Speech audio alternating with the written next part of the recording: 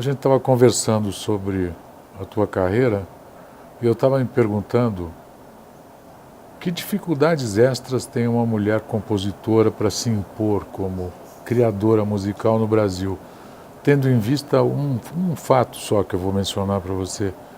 O ano passado houve o centenário da Eunice Catunda, que é uma compositora importantíssima brasileira, que não tem sequer sua obra gravada. Se tiver 5%, eu acho que é muito, e passou no mais absoluto silêncio, né?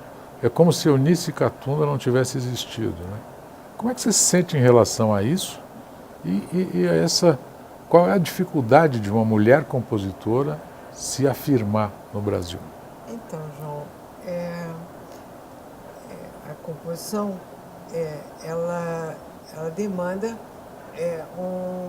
a ocupação do espaço público, né?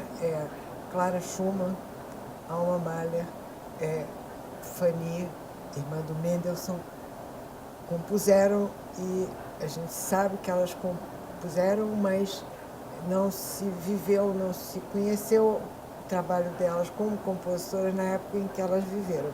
Elas trabalhavam dentro de casa e o que elas faziam não aparecia, né? Então, a briga da mulher compositora é absolutamente igual à briga da mulher em uma porção de outros postos e posições e empregos, onde o elemento masculino foi dominador por muito tempo, né? Então, no meu caso particular, eu lembro quando conheci Eleazar, eu fui levar uma partitura de orquestra minha para ele no ensaio. Ele me olhou assim, mas a senhora é compositora? Eu acho que eu tinha 30 e poucos anos. Ele tinha aquele jeito brincalhão e irônico ao mesmo tempo, mas levou minha partitura para casa, leu e gostou, e programou, tocou. Ele tocou várias coisas minhas, regeu, né, peças minhas, e me trouxe para o OSESP ainda no tempo que ele estava atuando à frente do OSESP. Ele já estava doente e acabou que o concerto dessa minha obra que ele trouxe para fazer aqui, quem fez foi o Diogo Pacheco. Isso foi em 1986, entendeu? Então, sim, é difícil, acho que o crivo de severidade é muito maior ainda para uma artista mulher, né, no caso, na música. Botar uma música, uma peça de orquestra para tocar, ter um erro de notação, alguma coisa que passou desapercebida, enquanto o erro é tolerado se viesse de um compositor, se fosse de uma compositora, ela não sabe escrever, vai ter esse tipo de atitude. Mas acho que a luta vem sendo empreendida há muito tempo, né? E tem havido muitas conquistas de tudo. Acho que hoje em dia ninguém questiona a competência da mulher nesses postos mesmo, né, de trabalho, que antes eram redutos fundamentalmente masculinos, né? E eu acho que hoje em dia já existem muitas compositoras atuantes e super talentosas.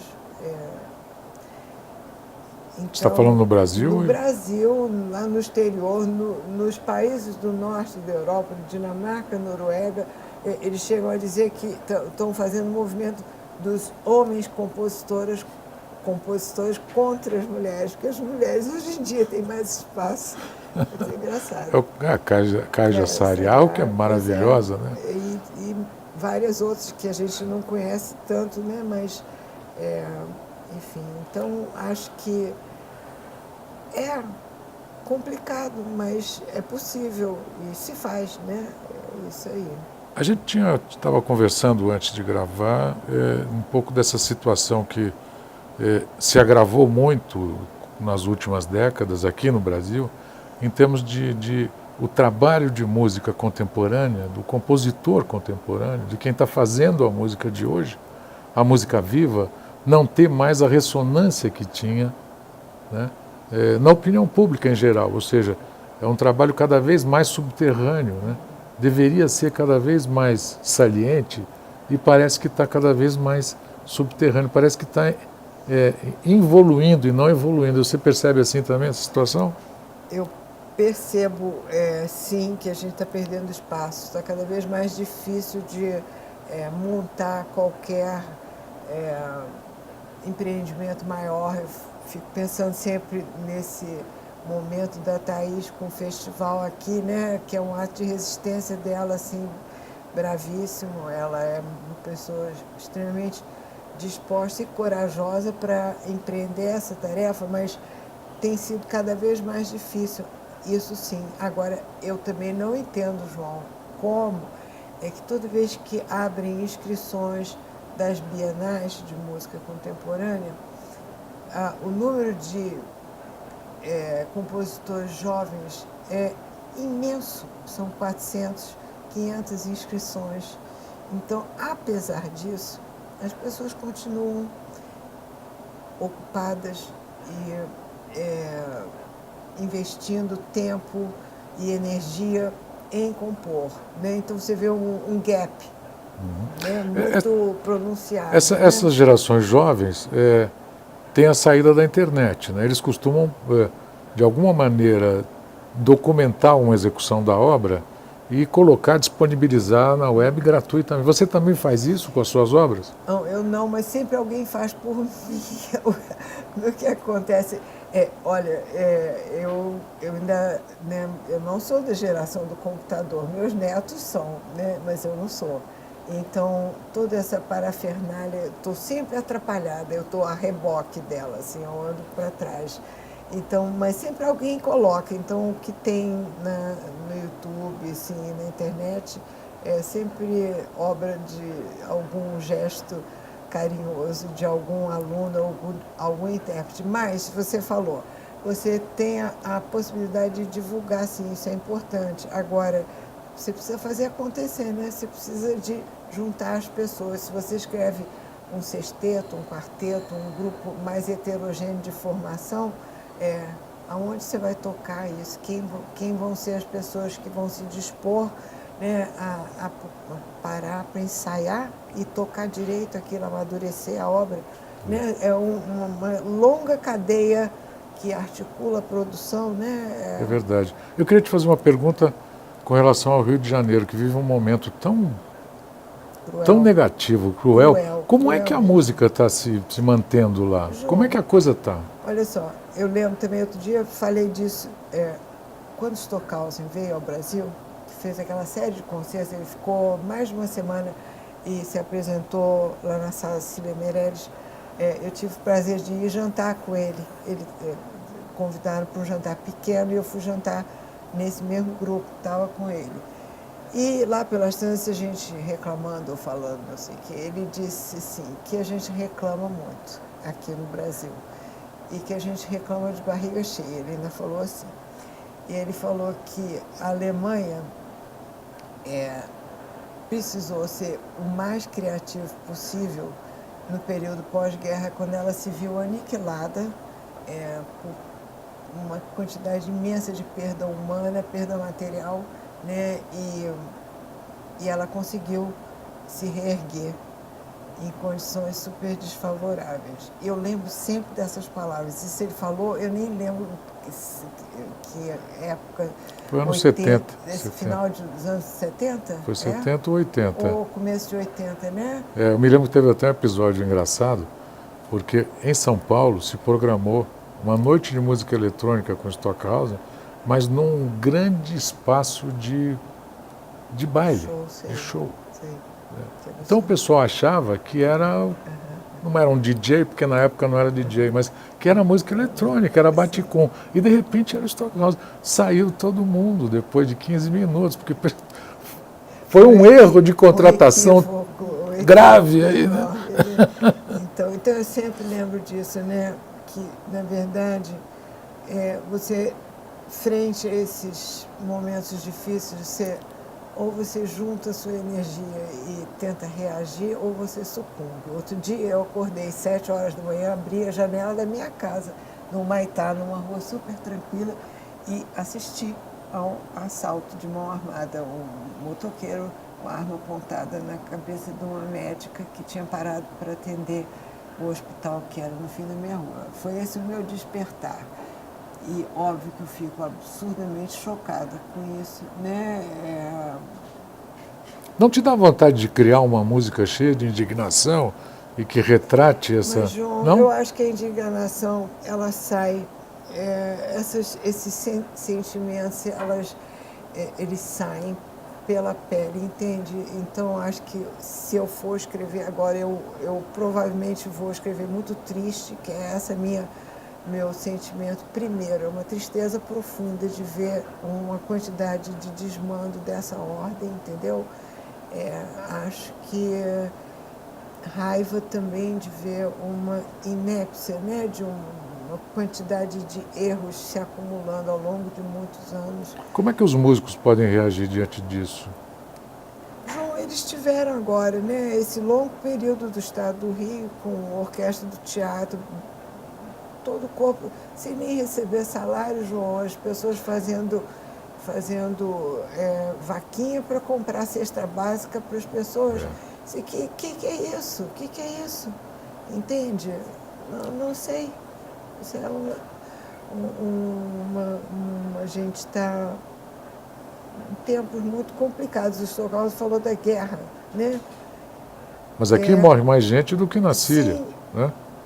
A gente talvez esteja, será que a gente está num contexto de guerra civil? Não sei, eu não quero crer, né, que se vá por aí, mas é profundamente aflitivo. Assim, vamos mudar o Teodolito. Vamos mudar o Teodolito. Em vez do festival, fica um funeral. Tem uma coisa que eu achei interessante no seu currículo, é que você estudou o ensino de composição musical na Inglaterra. Composição se ensina? Não, então, João, eu sempre ensinei composição. Eu fiz concurso para titular de composição na escola de música, né? E a vida inteira eu ouvi isso. Composição não se ensina a criar, né? Não ensina a criar. Eu fui estudar justamente, foi um trabalho de análise de discurso entre o relato do aluno que está empenhado em aprender e o relato do professor que ensina o que ele pode, o que ele entende, que ele consegue ensinar, né, que concordâncias existem ou que disparidades existem. Na verdade, o postulado número 1, né, do ensino de composição é o quê? É ajudar a acompanhar o trabalho do aluno de uma abertura da percepção dele, né?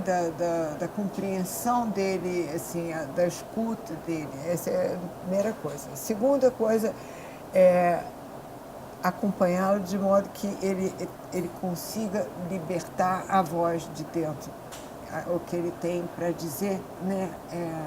Através da música, que é uma outra grande tarefa, né?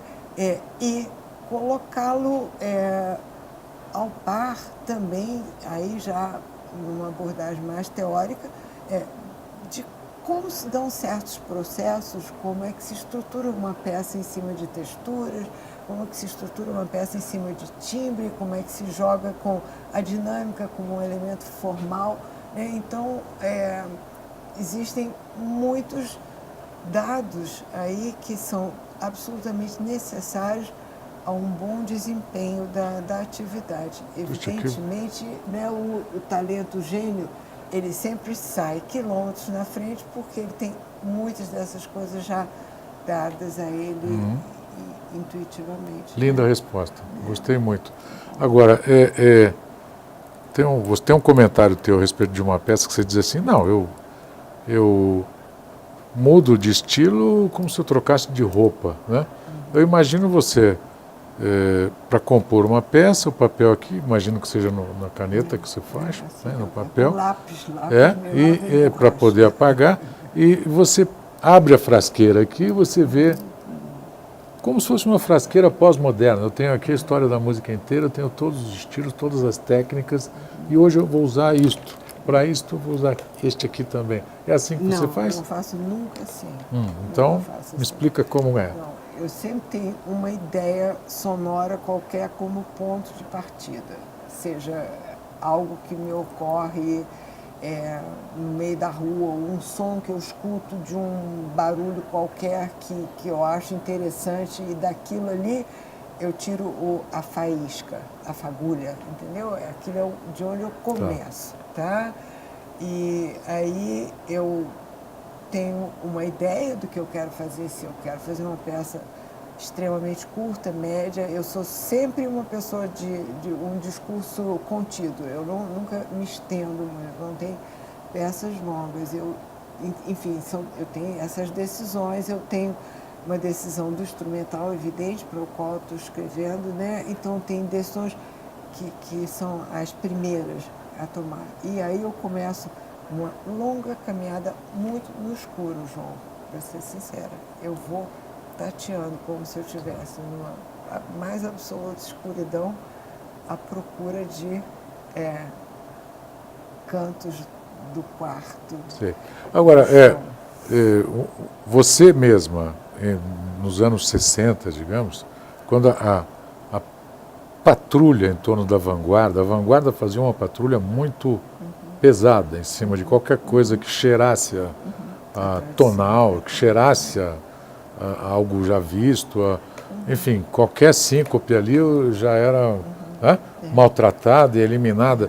Quer dizer, você hoje se sente muito mais livre para compor do que naquele momento, que era um momento sob pressão, né? Qualquer voz dissidente era devidamente silenciada, né?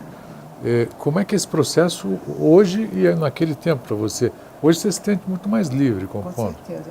João, eu tive algumas coisas que foram importantes. Eu por ter casado cedo e ter me mudado para fora do eixo, né, Rio-São Paulo, eu acabei vivendo muitos anos em Recife, né, e estava mais distante disso tudo, tá? Então, ao mesmo tempo, eu estava mais carente, né, de ter o que se tinha aqui. Eu também fui tendo que achar um caminho ali, que era o caminho que eu podia, que foi essa peça que eu mostrei para o Eleazar, que eu contei para você no começo. Que peça é? Sincrética e Obstinadamente. Tá. Peça do começo, já era 80 isso, assim, entendeu? Porque eu já estava, de Recife, eu fui 2 vezes aos Estados Unidos. Tá, Califórnia. Eu fiz mestrado e doutorado lá. E foi outra coisa importante. Os Estados Unidos, ele é muito democrático, sempre foi, né? Ele não entende essa coisa policialesca na medida que eu acho que a gente tinha aqui. Então também foi bom, foi outra maneira de ir soltando as amarras. Mas eu me lembro, para contar dessa peça que a Sinfônica de Campinas vai tocar sábado, Vereda, que foi a peça que eu escrevi para o USESP, eu quis pôr um acorde de Mi maior, inteiro, limpo e sem nada atrapalhando ele, no meio dela. E pus, mas foi a primeira vez em muito tempo que eu assumi ele inteiro, foi 2003. Então eu estava rodeando essa peça de 83 que eu contei do Silvio Ressonâncias. Ela tem tríades, mas são tríades superpostas e com jogo politonal. Mas essa peça Vereda, ela tem primeira tipo assim, vou fazer. E eu acho muito expressivo.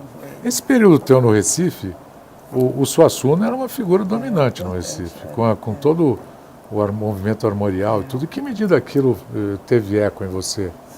Resultou em alguma coisa assim? Não, Ariano era meu colega de departamento na UFPE, na Federal de Pernambuco. E ele ficava vigiando as atas de reunião que a gente escrevia. Ele falava assim, está rimando, prosa não pode rimar. Ele falava isso assim, sabe? Essa era a figura, assim. Mas ele tinha um grupo já muito identificado, que já estava com ele há muito tempo, que é Madureira, o outro... Era o Cussi de Almeida, que era o violinista. Não, o Nóbrega, sobretudo. Nóbrega. Ele tinha um grupo de pessoas novas. O Madureira são vários irmãos, Antônio, eram 3 ou 4, e o Nóbrega também. Se tocou no começo, em algum momento, mas o pessoal que... Não te deu uma vontade de fazer alguma coisa ali? Não, não. O João, assim, eu não sou muito essa pessoa, eu falei do canto escuro, assim, só se algum dia eu me vir tomada de uma saudade imensa, eu vou conseguir chegar perto disso, assim, entendeu? Mas tem que vir de dentro para fora, mas... A última pergunta. Como é que está a tua cabeça hoje? O que você criaria hoje? O Busoni tem uma frase, Ferruccio Busoni, que é ótima. Ele diz assim, o compositor tem uma ideia, essa faísca que você falou, e no momento em que ele escolhe uma instrumentação, uma forma, ele já limitou essa ideia. Né? E ele partia disso para dizer assim, eu tenho o direito de mexer no Bach ou em qualquer outra composição, grande compositor, peça de outro compositor, e transcrever e criar em cima, porque eu imagino a faísca que ele teve. Né? Claro que o Busoni tinha gênio para isso, mas você acha também que quando chega essa faísca, você diz, nossa, aqui é o diamante? Não, João, acho que ele é sempre... se é um diamante, eu vou ver depois. Ele, para mim, parece uma pedra bruta mesmo, que eu tenho que pegar a talhadeira e ir esculpindo até chegar no âmago. No que você está trabalhando agora? Eu acabei de fazer uma transcrição que vai ser estreada no Concerto de sexta-feira. Eu tinha uma peça que é uma brincadeira com ritmos de música popular, samba, mas também com danças africanas, que foram danças recolhidas pelo Marcos Lacerda, lá no período dele da África, se chama Ginga. E eu fiz então uma versão para o Quinteto Pierrot com o trombone, que vai se juntar ao quinteto e vai ser regida pela Flávia Vieira, que vem. Então, eu acabei de fazer isso e devo começar uma peça para viola, talvez viola, piano para o Rafael Altino Garcia. Você tem tido muita encomenda? Tem muitos pedidos, às vezes são encomendas, às vezes pagam, às vezes não pagam. Eu tenho tido da Bienal direto, né, João? Sim. Mas eu estou querendo parar com isso, com essa pressão do prazo, sabe, João? Eu cada vez estou mais complicada e mais devagar para compor. Eu fico numa angústia imensa quando eu tenho um mês para acabar alguma coisa que eu estou ainda no início. O Ronaldo Miranda, eu fiz uma boa entrevista com ele o ano passado aqui. Ele me falou que, de repente, ele perdeu o controle do que compor, porque um encomenda uma peça para viola e piano, o outro quer um trio, o outro quer um quarteto, não sei quem quer uma peça coral. Quer dizer, ele falou, eu acabo não sendo mais dono do que eu vou escrever. Não, eu também acho que já está bom. Acho que tem muita coisa escrita, é melhor aproveitar também, fazer com mais calma, né? Fazer com mais alegria, mais leveza, né? Acho que é importante. Eu quis trazer os Gingas justamente porque a minha última peça foi tão sofrida que eles também vão tocar na sexta-feira. Uma peça inspirada num poema do Miyakoto, que se chama Árvore, que é lindo, que fala cego de ser raiz, imóvel de me acender caule, múltiplo de ser folha, aprenda-se árvore, enquanto iluda a morte com a folha tombada no tempo. Muito bonito. Nossa, que lindo. Então, esse tinha sido a última peça que eles estrearam no final do ano passado. E eu quis fazer uma coisa mais assim, porque essa tem uma profundidade. É verdade. Uma seriedade. Aí, então, eu mexi com ginga para ter uma coisa mais pulsante, assim, mais para cima. Legal, super obrigado. Obrigado também por você, um prazer. Respeito tanto e gosto tanto do teu trabalho. Super obrigado. Foi uma conversa, foi uma conversa para mim maravilhosa. Espero que também para os nossos internautas. Vamos ficar em contato. Tá bom. Tá bom.